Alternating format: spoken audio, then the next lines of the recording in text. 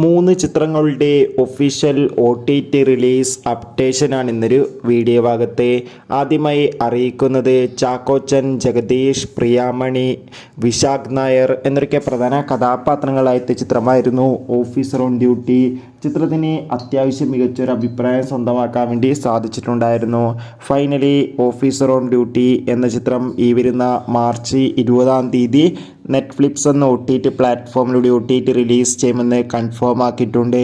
മലയാളം, ഹിന്ദി, തെലുങ്ക്, തമിഴ്, കന്നഡ തുടങ്ങിയ ഭാഷയിലായിരിക്കും ചിത്രം OTT release ചെയ്യുക. കാത്തിരിക്കാം ചിത്രത്തിൻ്റെ OTT റിലീസിനായി.